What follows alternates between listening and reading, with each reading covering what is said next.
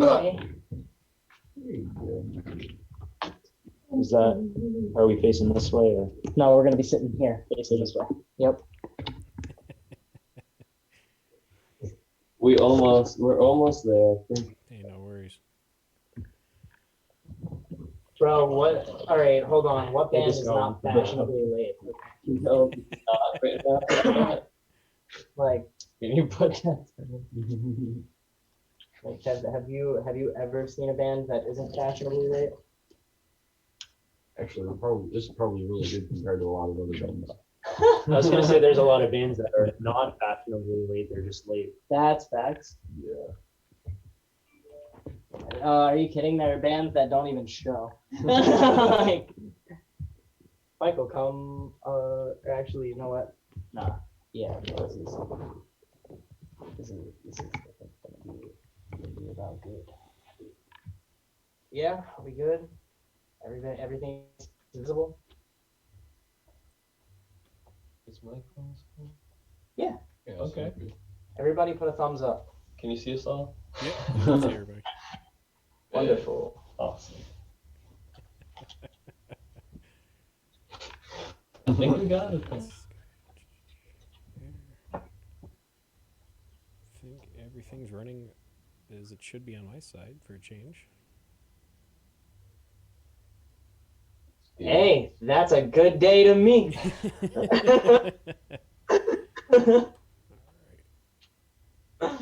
Recording in progress. There we go. Welcome back, everybody, to Rules of the Arena number 64. This week, I am joined by the guys from FeaturedX, a Baltimore metal act making their return this year with their second EP, Continuum. Their first since disbanding in 2014, showcasing a much heavier and more evolved sound than what was shown on their first debut, or their first debut EP, Infinite. Thanks, guys, for taking the time to be on the show today. Appreciate it. If you wouldn't mind just going around introducing yourselves for everybody. Where do we want to start with me? I'm TJ. I play lead guitar. Tim, vocals. Mark on bass. I'm Yusuf, I play drums. I'm Mike, I play guitar. So, like I said, you guys are from the Baltimore area. Are you all originally from that area, or did you move there for the band? I was born here. Yeah, I've lived here my whole life. Same here. Yeah, it was well done. So what's it like growing up out in the East Coast? Yep. Yes, and It's Old the Bay. East Coast, you know? Yeah, Old Bay. Maryland is crabs all day. Nanibo, that's pretty much it. Yeah, pretty much. With Peter, your you can't think I'm putting the Old Bay in beer now. Are you kidding? So how did you guys first all individually get involved with music, and were you guys self-taught growing up, or did you get professional classes or training? You start. Me personally, I started off by playing violin in school actually, and had picked up bass and guitar shortly after, and just kind of continued to build off of that, and have been playing for now. It's been about 14 years. So it's kind of been a little bit of classical training, a little bit of personal training. Yeah, I grew up with two band directors for parents, so started on the classical side of the house and came home with a Metallica CD one day, and I think that's where half the gray hair on my mom's head came from. Jeez. Oh. I started in chorus in middle school, actually, and I got kicked out at a point. That's pretty funny. So I don't know. I think that led me maybe to turn to a different style of vocals than just singing. I was a bit angry. Yeah, I'm completely. I really started out in guitar when I was 14. My grandpa introduced it to me. I ended up falling in love with it, but later down the road, when I met these guys, really decided I'm gonna just do bass. I mean, I'm just glad to be a part of the band and spend time with my friends and shit. But yeah. Oh man. Yeah, self-taught also. Started around the same age. I think I was 13. So it's been about half my life now. And yeah, I just kind of slowly picked up things by myself. Lots of YouTube, lots of Google, stuff like that. YouTube is the way to learn everything. Yeah. Nowadays, absolutely. Yeah. Um, I kind of always like ever since I was a little kid, always like I guess was interested in guitar and stuff. And I guess I was self-taught up to a certain point, probably about 2013-ish, where I started getting trained by TJ actually. And um, yeah, pretty much from there out, it's pretty much just been him teaching me everything, and you know, just been going from there, grinding, grinding, grinding. So how did you guys end up meeting? How did the band come together from there? That's I don't know. That's kind of a complicated story. Oh, it's definitely a complicated story. Yeah, I mean, Hey, I and got time. back, I got next 12 hours are Michael, completely free. Michael is actually my cousin by marriage. My uncle married his aunt like what 15 years ago now, bro. something like it. Like think about it this way: we've got memories of each other wrestling in fresh grass in our $1,000 rented tuxedos. Um,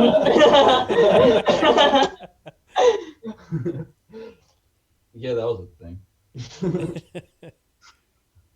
and like dog, we've known each other now since like what 2011, 2012 easily. We used to Yeah. hang out at the mall together and whatnot, skate at like this place that we chill at called Lakefront, and just like vibe. I mean, like it's always been good.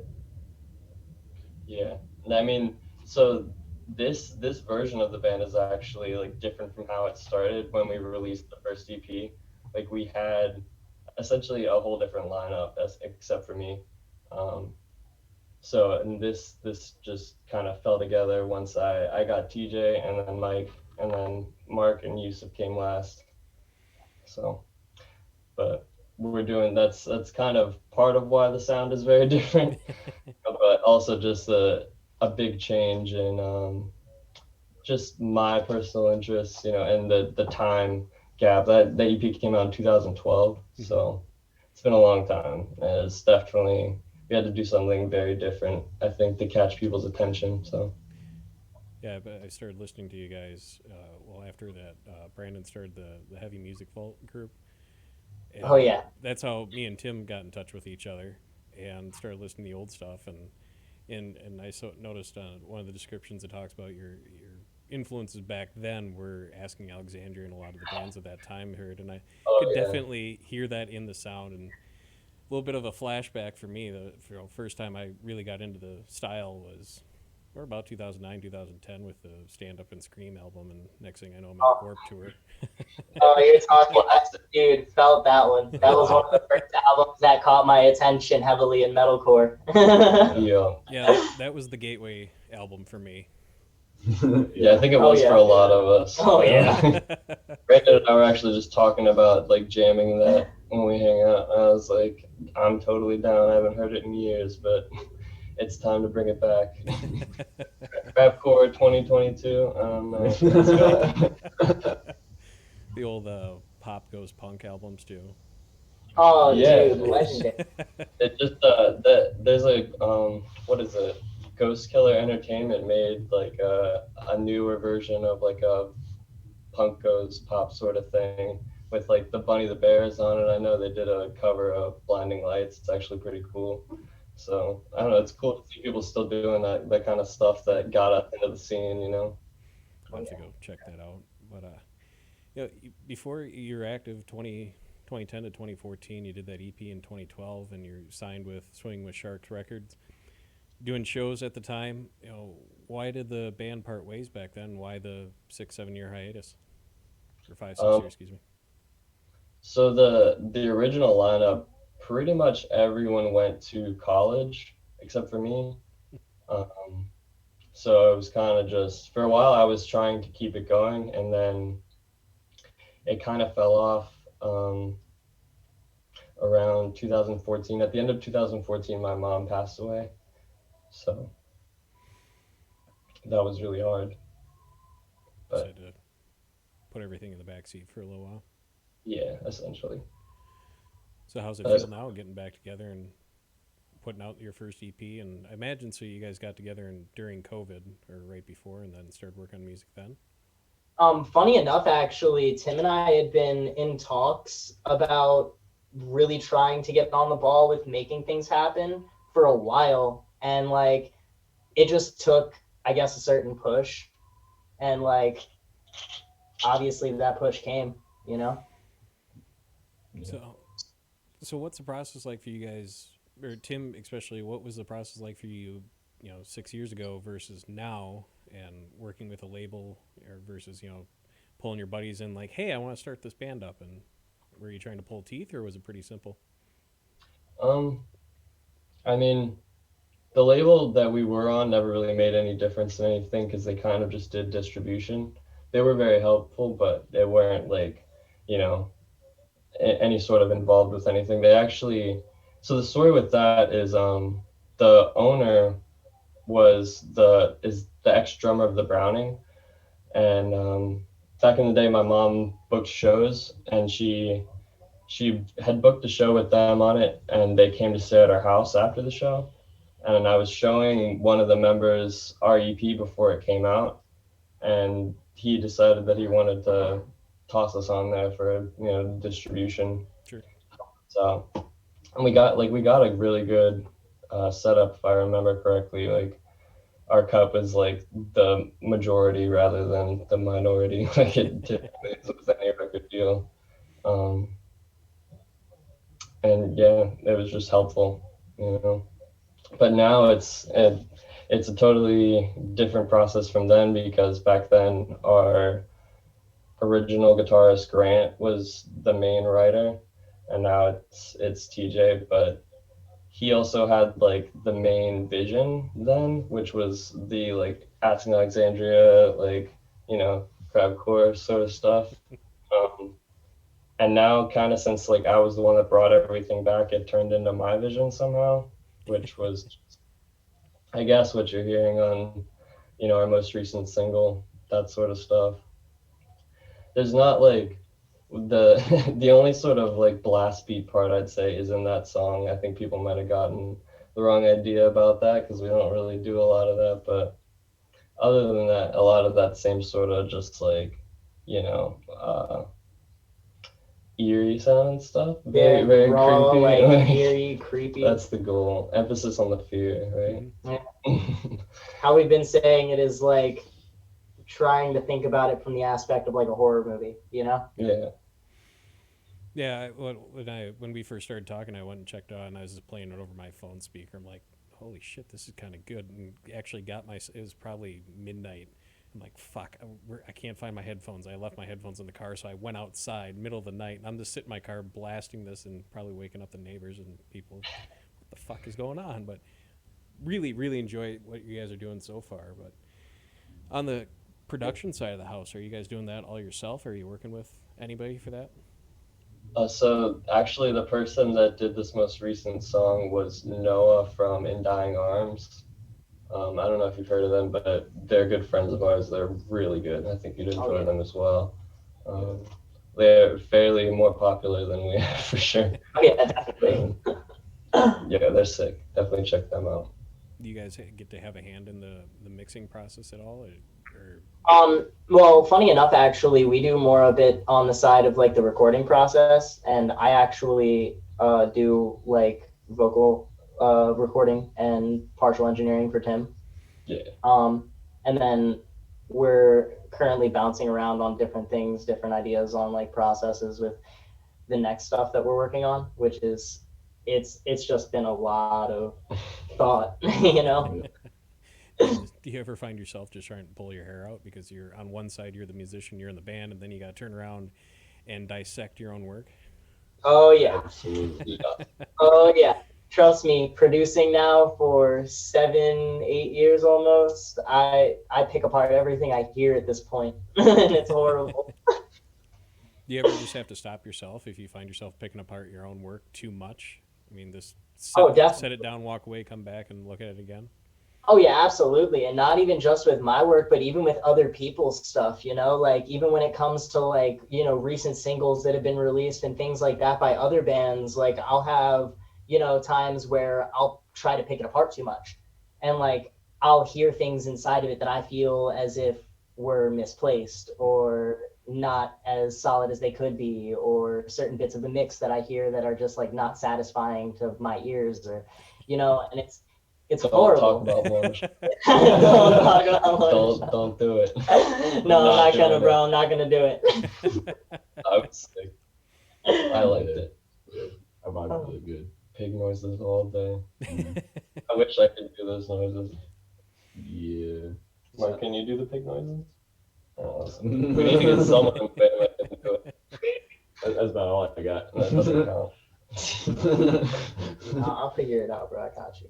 So what are you guys pulling for inspiration now? I mean, are trying to.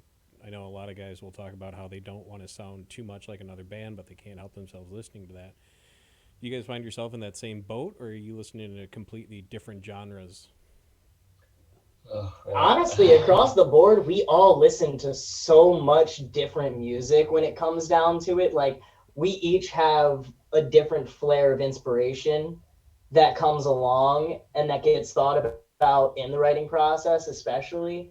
Like, and I mean, like, obviously, with the sound that we currently have, bands like Alpha Wolf and things are a large target of like the sound that is going on.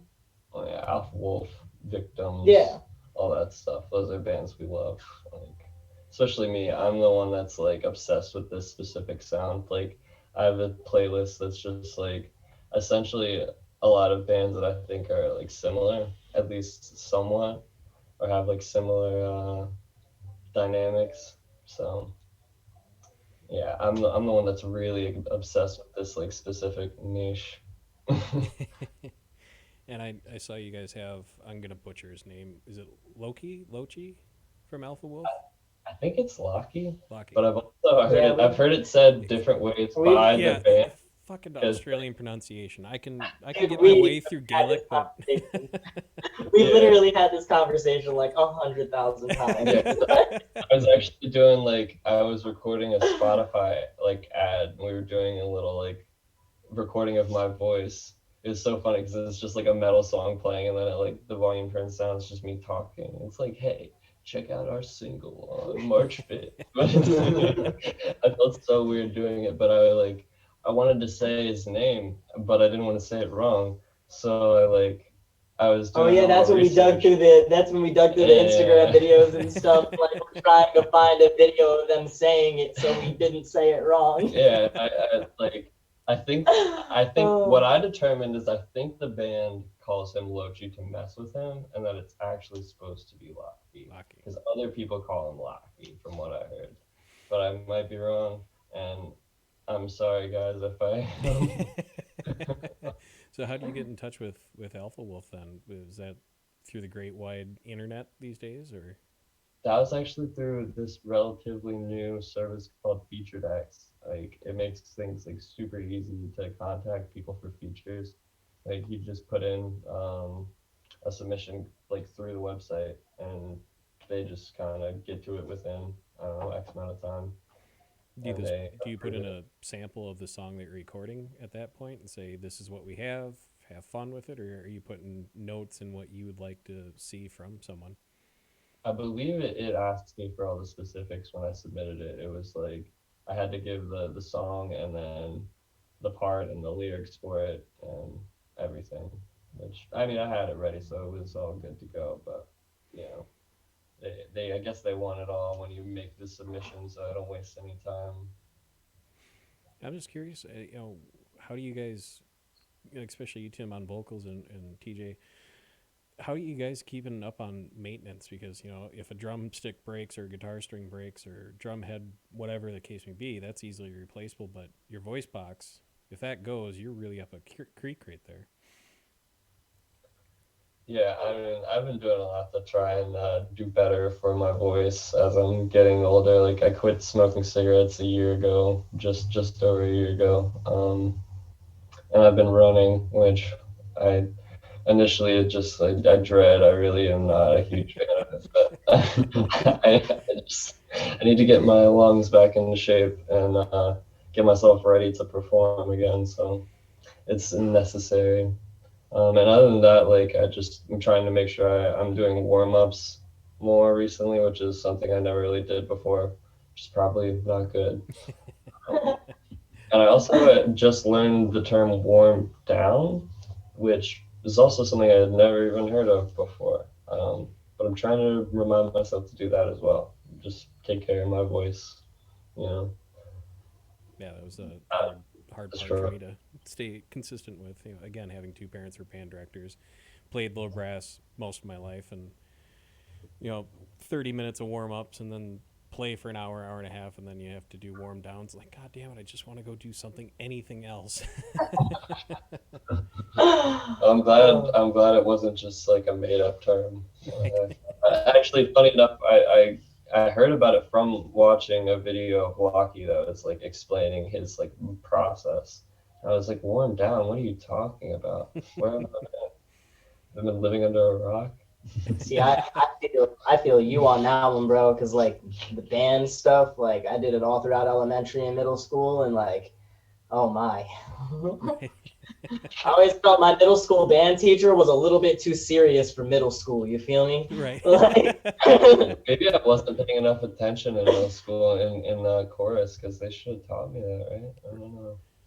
Yeah, Maybe I missed. thing, but of course, when you're see, that the age, downside with like the school choir system, especially, is that it's harder to teach actual vocal technique to a group. I feel like I went through Or a personal vocal 12-year-old. training. Exactly, it's not exactly to do it to for a child either. Yeah, but like I went through personal vocal training, and like I felt like that compared to the experiences that I did having like in choir groups and things in school was way, way, way more suiting. Like it felt a lot more comfortable, and I felt like I was actually understanding what they were talking about when it came to like anything to do with the side of vocal theory. mm-hmm. Like, and that right there was extremely important. Yeah, you get one conductor in front of 20, 30 plus kids, and of course, at that age, you already know everything there is to know in the world, so you don't need to pay attention to the teachers, of course. Right. Yeah. So when you guys aren't being interrupted during your practice time for a podcast, what are you guys doing for fun, and how do you guys stay sane while you're working on the album and everything else that life has to throw at you, like a global pandemic? Hang, kick it like as Honestly, hard as we can. yeah. Whenever we get together, it's kind of just like we just hang out and enjoy the time we have hanging out together. Yeah, like even when we don't like have larger amounts of time to practice, and even right now being in like a restricted practice space at the moment as well, like while we're working on getting a practice space, like what we do is we just try to have fun, which matters a lot too, and like gaining that synergy as a group as well, especially after the past year of not really being able to get together the way we should have been able to and everything like that. Do you find it's a Yeah, little bit easier, now that you're mid 20s rather than early teens, a little bit more maturity there? Oh Absolutely. yeah, yeah, Oh yeah. it's easier to get everyone on the same page. I feel like for sure. definitely, I wasn't definitely. even on the right page when the band started. Our old guitarist Grant was like the leader of everything then, and now it kind of got put onto me, which is a different dynamic that I wasn't ready for. But that's what happened. So taking it on. And do you guys have any, or Lee mentioned you're looking at shows here, and Tim, you have some experience. The rest of you, have you guys been in bands before and had the opportunity to play live in front of crowds? Oh yeah, I was in a band from 2014 to 2017 that was all over the place. We opened for a bunch of really, really big dudes after the Burial, the Color Morale, think like a few very large bands. We got to play with the Faceless as well. That was Rings of really, really Saturn. cool. Yeah, we opened for Rings of Saturn. Um, Why were you guys on those shows? Dude, It's like a pop. no, it's not when we were the post-hardcore stuff, bro. I'm talking about IPI. I also was in a couple post-hardcore acts as well. Michael was the lead guitarist of one of those post-hardcore acts. And did you have or have you guys setting up, or have your own, if you will, pregame rituals, if you will, to prepare? I mean, Christ, I've been doing a podcast and been in customer service sales for 20 plus years and podcast for 3 years. I still get nervous as shit going into a recording. Oh yeah. How do you guys, do you get nervous before the show, and how do you just get over that hump? Yeah, Mark's got it. Mark's got it. I mean, I am in love with a female named Mary Jane that I will never let get away from me. And, like shame. getting nervous before shows and stuff. Like yeah, like especially first starting like playing live and stuff. Like it affected me more, but even now, not having played any shows for quite a few years now, like it would just be one of them things where I just do it, and afterwards I just feel really good about it, and I wish I was like confident. I'm gonna shit my pants. Yeah, for sure, 100%. What about you, Yusuf? Answer it. What's up? Yeah, I mean, my best way to prepare is to practice like crazy. I always bring my pad and do a little bit, even if it's not like a full routine, just kind of get my fingers loosened up. It's the way of the drummer. Yeah. Yeah, I tend to get anxious after the show, not before the show. I actually feel that like really heavily. Typically it's like the one when I first get up, I'm like, oof, okay, I feel a little bit there. And then as soon as like the music starts, I'm perfectly fine. I like get into this zone. Into the zone, exactly. Flow state. Literally, like straight up. That's the best way to put it. Like, yeah. And you do have a request that you do start playing some shows down in North Carolina once you do start hitting the tours. Oh, is that Noah? Yep. Shut up, Noah. Noah Turbyville, not Noah that mixed and mastered our song. No, he's gonna be doing the whole EP, but yeah.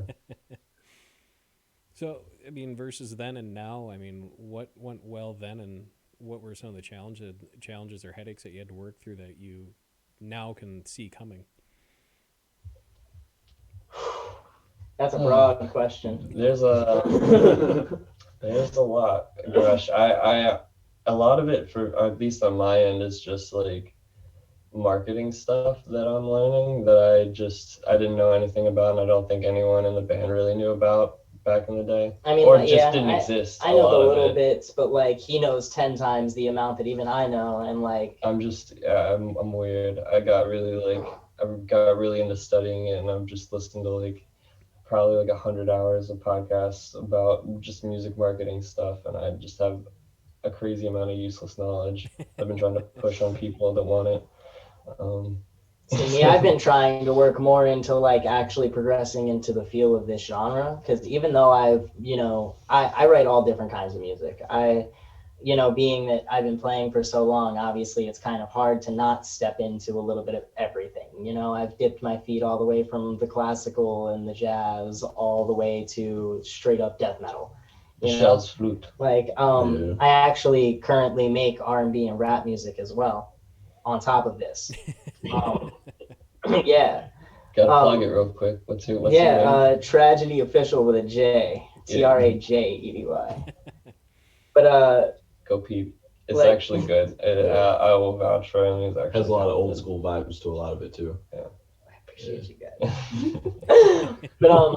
But like stepping into like this new like almost new metal, still kind of deathcore, got some weird bits to it, like new deathcore. Yeah, like I've been really trying to like feel certain things out within the genre. I've been really exploring into like a bunch of the like different bands that have come throughout the years that are sounding like this, and even jumping back, like I've been listening to older stuff as well. Like when we get together, we'd be bumping like Limp Bizkit and Korn and stuff, like, and it's literally just because like it's got that like aggressive like nu metal type sound that we want to throw behind this like straight up like horror movie heavy, Yeah. It definitely helps too. Like it's definitely been helping. Like the writing process is starting to get easier with these songs specifically for me. Like as far goes as, like placement of things and certain like sounds that we're looking for, like on the leads and stuff like that. Like it's just been a weird process. Yeah, it's funny enough, somewhat similar to some parts of how the first EP was written, because I would kind of sit next to our old guitarist Grant and be like, I want it to be like, and he could play it because I couldn't play it. That's kind of like the TJ. I'm just like, I want it to be like, we'll like bounce ideas back and forth and literally be making breakdowns with our mouths, and then I try to like track things, they come out a mess for a second, and then when I finally understand what I'm trying to do on everything, it starts to sound solid. Yeah, that's what we need. That's how TJ and I do it. Mainly we just like start doing breakdowns with our mouths, and then we start doing breakdowns with our mouths while playing the guitar, and then it's like, yep, that's it, right? Just go from there. It's a good process. It works. Yeah, it is. I mean, yo, look, if you can make the sound with your mouth, you can make the sound with your hands. Shout out Stevie T. Is that true? Shout out Stevie like, T.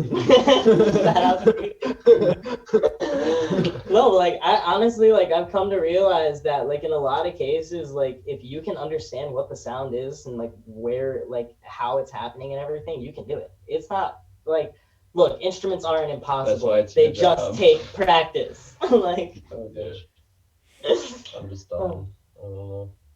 It just takes a lot of practice, an over amount of practice. Too many hours. Oh yeah. Hey, the old 10,000 hours thing, right? Dude, look, there was a point in time where I was practicing for anywhere between 6 and 8 hours in a day. I would come home from school, and the first and only thing I would do is pick up my guitar, and I would play for as long as I possibly could until it was too late, and then I would put that shit down and keep myself up with fucking video games all night. The way to do it. Like, and fall asleep in class. Yup, and then fall asleep in class. So, TJ, I mean, do you like put in a calendar like, okay, from this time to this time or these days I'm going to work on stuff for Fear itself, and the other days I'm going to work on, apologize, Tragedy, what was it? Yeah, Tragedy, you hit it. Yeah. Honestly, I try not to schedule out harshly as far goes as like any of the personal like work that I do or any of the personal projects I'm connected with.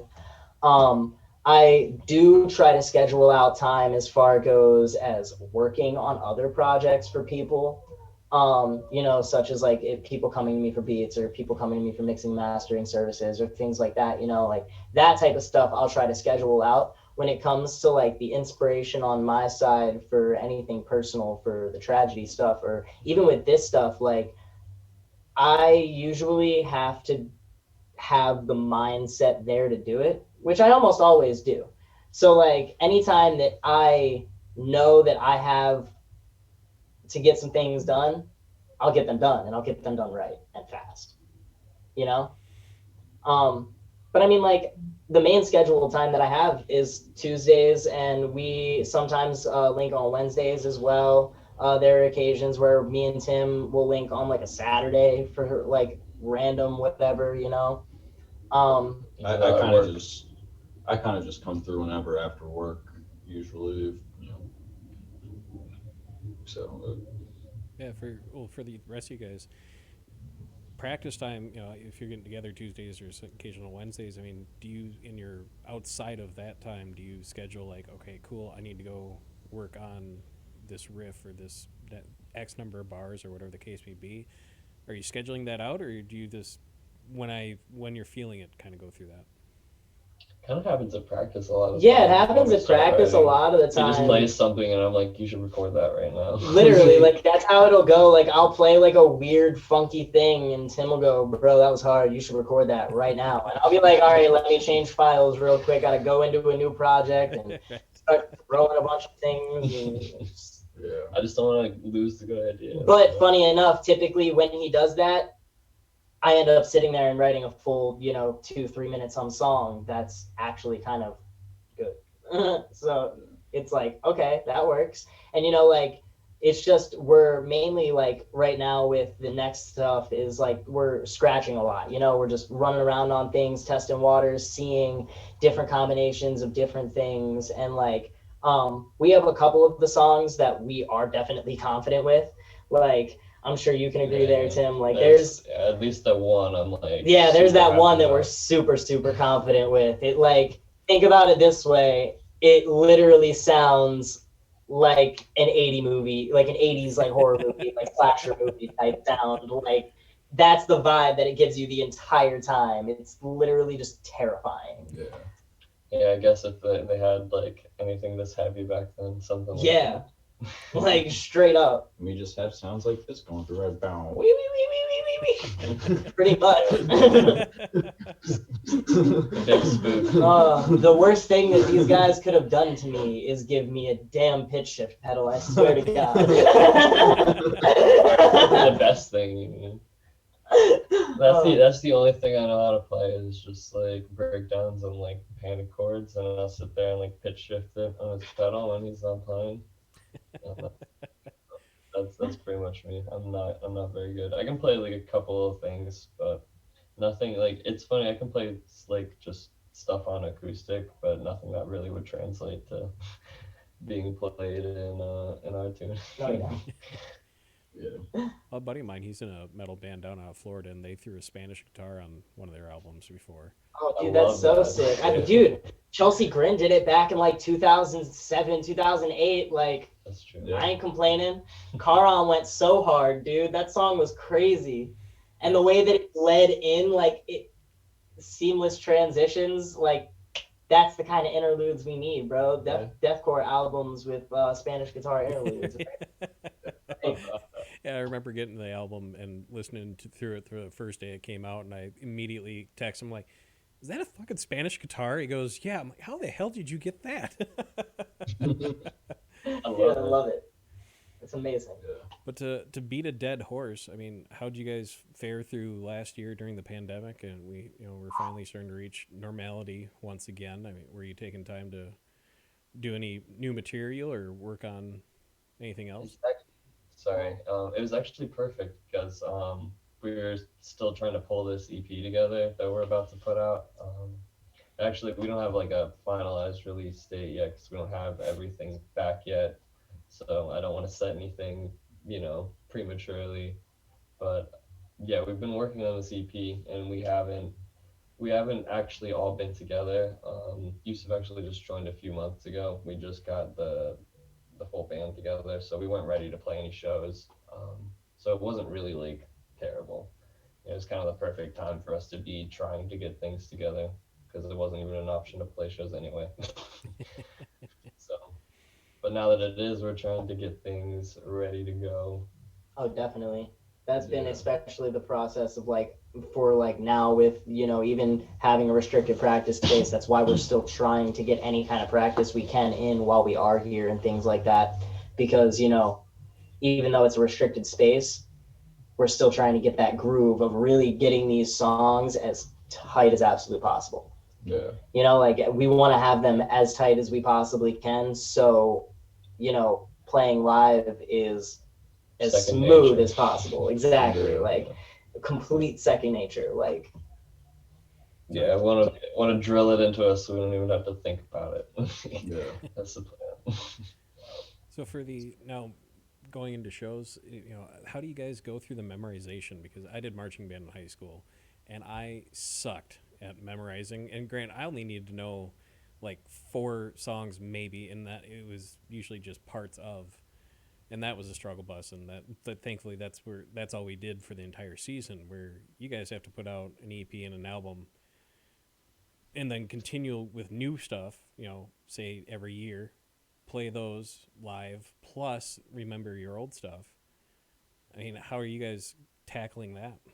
Well, we don't have much of a catalog yet, and I don't think we're gonna probably play any of the songs from Infinite because it's just too different of a sound. So our EP that we're about to come out with is 4 songs. So we're like you said before, it's not a lot to remember right now. But I mean, I think part of it just like the reason I would be able to remember it is because I try to write music that I enjoy, so I listen to it, and that like, I memorize it because partially because I, listen to it 1,000 times to write the lyric, but also because I'm continuously listening to it. So like sometimes I will correct like, one of these two on their like guitar patterns. And I'm like, no, the breakdown is like because I've heard it like more times than they have. Well, See, I don't know what it is with me. I'm almost a machine when it comes to remembering things. And I'm lucky for it considering I have a horrible case of ADHD. Yeah. And it's funny because like I'll get horribly sidetracked in the midst of learning things and all of that, and somehow still retain things like extremely, and not like I can retain literally pretty much anything that I want. If I choose to not remember it, that's when I won't remember it. Like earlier today, I picked up my guitar and played a Born of Osiris riff that I haven't played in like a year. I literally played it when I learned it. Once I got it to speed, I was like, all right, fuck this. I'm done. I finally learned it. Well, And What is it about down? yeah, it's the new solo from Bow Down, the faster one, the crazier one. Unfair.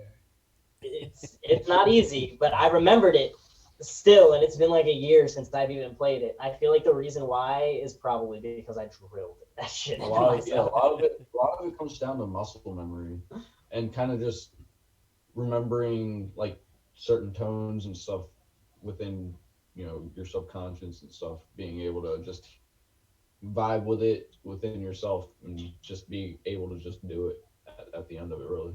I promise we don't usually say vibe this much. We're all just nervous. You're sure you're not from the West Coast? I don't know, bro. People have always told me I belonged there, so maybe my soul is from the West Coast. I don't know. But aside from the EP, we had 4 songs coming out on that. What else do you have in the pipeline for the rest of this year and going into next? Oh, jeez, I'm excited. We have a music video shoot in August that we're doing. Super excited Yeah, for that. it's I think it's most of our first music video. You've done one, but Just one.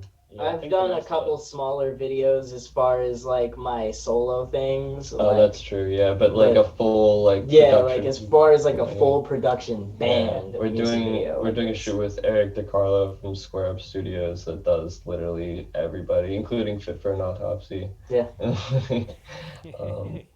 Yeah. Yeah. Nice sweatshirt by We the were way. talking. We mentioned Lorna Shore earlier. He did Yeah, a they new did. Lorna Shore He did song. Lorna Shore's Yeah. new video. It's The insane. Into the Hellfire, is it? Yeah, we're shooting with him in August, so that's gonna be cool. And then we're gonna be dropping that video. Well, we have a single coming out before that with like a different sort of visual. It's not like an actual music video. And then we've got, the music video, and then we're gonna be releasing the EP, and then we've got new music after that we're gonna be trickling out soon after. There's a much smaller gap between releases, I think, at that point. And we might be doing some sort of cover here soon, but I don't want to disclose any details, even though we kind of alluded to what it might be earlier. Yeah, we did. Yeah, a little bit. Hey, no worries. And Cool. so as you were talking, you said merch drop coming? Yeah, also, I forgot to mention we just got an endorsement from a company called Nothing Dies Apparel. They're really cool. You should check them out. It's kind of a lot of just black stuff with white print, which is literally, if you can't tell, like my absolute favorite. All that literally saying 90% 90% of my of my wardrobe. closet is black crap. Mine is all over the place. Yeah, the fisherman we talked about. Okay. My only request with the merch is please have 3 or 4XL sizes for little fellows like myself that are built like Shrek. Yeah, Gotcha. one of my buddies, he has a problem getting merch a lot of the time. He is 3XL, I think. Yeah. I try to be considerate of that when I'm Oh yeah. like ordering sizes. We don't really sell like the smaller sizes right now, like smalls. We don't really sell any of. I have a bunch bunch of those just sitting around. They So if literally anybody this wears a this is a small, small, and I'm pretty sure the only person in the band that even wears a small. So yeah, Spite has come to town, the Twin Cities, Minnesota area, 3 or 4 times, and every time I have to go harass their merch guy about not having 3XL. And I think he knows me as I'm walking up to the table at this point. He goes, You know, I honestly I feel like Spite of all bands would have the like larger merch though. Yeah. Like, come on, man, Spite's like deathcore. Like been they on a- draw crowds of like big scary people. Like let's be honest. it's funny. The last show I saw was actually Spite with I think it was I Am and one other band, one Oh, or two those other dudes are good. bands. Actually no, and Dealer. I almost yeah, forgot. that was that was yeah. They brought that tour to Twin Cities. That was April, whenever Minnesota shut down. That was the day they shut down. Was their last show of that tour, and Yeah, we saw it on, or I saw it on like March 3rd, I want to say. So yeah, that sounds about right. yeah, and I was But yeah, supposed to go to Chicago for Fifth Third Autopsy, and Thier does murder 2 weeks after that, No. and show canceled. yeah, that was a scary time. Just like first going into the pandemic, no one really knew what was going on. It was very weird. I'm And as glad a to be. just as a fan of shows, I didn't realize is how much I need concerts to keep myself sane. I mean, how about for you guys? I mean, Oh yeah. did Yeah. COVID really hit your mental health too? I mean, what do you guys do to Oh, yeah. help each other out or help yourselves Dude, out? through COVID, I had also been dealing with injuries from a car accident. Mm-hmm. Um, and so like my mental health declined extremely for a second. Like it was not okay, definitely not. Um, but I mean, like I've tried to keep it together as much as I can, and like things are becoming more together now. Now that things are starting to lift, I'm starting to feel a little bit more like open again. You know, now with shows coming back, I'm really excited for all of that. Yeah. Yeah, as far as like actually playing shows, I haven't played a show with this band that I haven't played a show since like 2013 or 14. I can't remember. But I played in like the last show I played at all was like 2017. So I'd already been like going through it with not performing, but I also go to shows all the time when they're happening. So it was like not having shows to go to and just like kind of seeing the people that are in the local scene that I've been used to seeing for the past like 10 years is just a huge bummer. Definitely feel that. And San Rio Sloths, excuse me if I fucked up your username, says, I can't wait to see you all grow so much. You guys are so talented. So, got some fans Thank in the you. chat here. Appreciate that a lot. But most importantly, where can people find you on social media and where can they find your music? Everywhere, literally. We're on like every platform, as far as social media and for our music. Like we're even on TikTok. All of the handles I believe are just for Fear Itself, except for I think TikTok is for Fear Itself Band. And then yeah, we're on like every single streaming platform I can think of. At least if you have something that you use that we're not on, definitely hit me up and I'll get us on. And if there's anyone listening there, they're looking to start a band or maybe take their band to the next level, whether that's putting an album together, a tour, signing with a label, whatever the case may be, what advice would you guys offer to them? Oh, so much. Oh my god. Just message me. I'll write you a book. I feel like my biggest piece of advice that I can give in short about keeping a band together and really understanding things is don't try to get too headstrong. It's something that I've done in the past where I felt like I was too much in control. And I look back at that now and think that then I didn't think that. But like all of this stuff is not just one person's art, and we all have to take that into account all the time. And I try to remind people of that at all times when it comes to being in a band, especially because like a band is not solo music. there's a large difference in that, you know? Absolutely. Well, Yeah. thank you again. Oh, sorry, go ahead. No, I was just gonna say, like, literally, if there's anyone that is trying to start a band, there's so much resources on just like YouTube or Spotify for looking for advice on whatever specifically that you're looking for, like to, looking at trying to set up a release and how you should do all of that, because it's when I first started to bring this band back, like I released a single from us called Satiate that like no one paid any attention to, but I released it from a YouTube channel with like 10 subscribers, and like, I didn't do any of the planning and stuff that I did for Continuum or any of the promotion. So that's why that single got a lot more reach, I think. So yeah, I would just say like, you know, search for that sort of stuff on YouTube and Spotify, and you'll find tons of information. Oh, there's a podcast called Your Band Sucks at Business. If anyone like listens to podcasts at all or is concerned about promoting their band, that's actually really been helpful. So check that out. Is GarageBand or SoundCloud still around, or have they finally gone defunct? Oh no, I SoundCloud's around. actually I still heavily function on SoundCloud as far goes as certain smaller releases with my solo music. I do release on all platforms as well. I'm pretty sure I put Continuum on SoundCloud. Like it might still be private. I might not have made it public, but I did make a SoundCloud link. Oh yeah, you totally did to send it Yeah. because I remember having a SoundCloud link to it like way back though. Like I think it was like just recommended to me so I could count the amount of people that listen to it. I think that's something I picked up from listening to a podcast. It's like send like people that you're pitching to for playlists like a SoundCloud link so you can count how many listens it's actually had.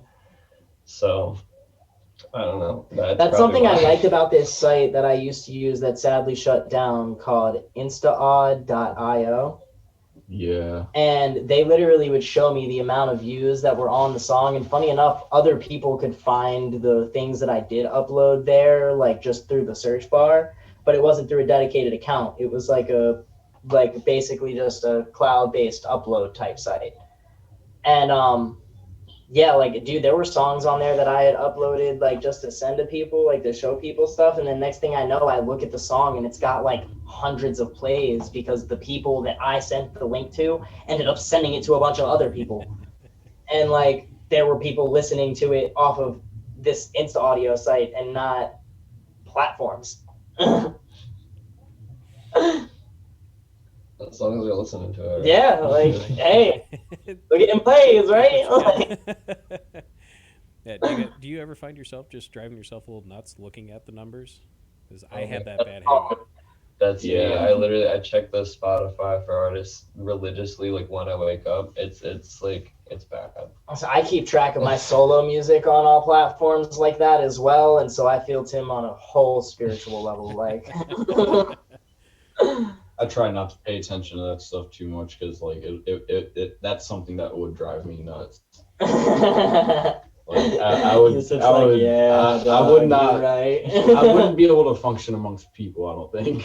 Yeah, I in the beginning when this podcast started, I would worry about that, and I'd text my producer after like 24 hours after an episode comes out, and I'm now at the point where I only check in with him about once a quarter, or every few months or so, and hey, how are we doing? And he goes, we're doing fine. Here are the numbers. I'm like, okay, cool, and then try to forget about it again. Yeah, that's not drive myself insane. But some people can handle it and some people cannot. That's just how it is. Yeah. That is the most stressful part of the industry side of music is the numbers. Yeah. No, I do. It's not such a big deal with the band, but with the podcast side, for whatever reason, I had a huge explosion in Australia and Russia, and I don't know why. I'm guessing Russia because I know a lot of people learning English will start listening to long form conversation shows. That or it was the Russian bots trying to hack into my numbers for whatever reason, but I'll take whatever I can get. But thank you again, guys, for taking the time to chat with me. I really appreciate it. thank you. Absolutely. Thank you. And thanks And for having. thank you, everyone, for taking the time each and every week to tune into the show. You can find all episodes of Rules of the Arena wherever you listen to your favorite podcasts. You can also watch video recordings on YouTube. Don't forget to check out my other show called No Story Left Behind, a podcast featuring military veterans sharing their stories from their time before, during, and after their military careers. Keep up to date with new episodes and future guests and live recordings by following both shows on Facebook and Instagram at Rules of the Arena Podcast and at No Story Left Behind Podcast. You can also hang out with us during live recordings, ask your questions on air by going to twitch.tv/Rules of the Arena. And many of you have asked, how can you help me out with the show? First off, tell people about ROA and NSLB and ask them to check it out. You can also click on the link in the show notes and check out the new website that is coming soon. Fingers crossed, July 1st. Unlike these guys, I made the mistake of putting a date on things before I had it ready. And I should have a store coming up soon. We'll have t-shirts, sweatshirts, and tank tops and more. Again, hopefully available July 1st. And I'm going to be having a limited run collaboration coming out with J.E. Collins Photography and Cohen Swang, who you might remember from a previous episode. So stay tuned for more information on that. And if you have any comments, questions, or would like to be a guest on the show, you can shoot me an email at, Gordon@blindstudios.com. Thank you again, everyone, and we will catch you next time. Thank you. Recording stopped.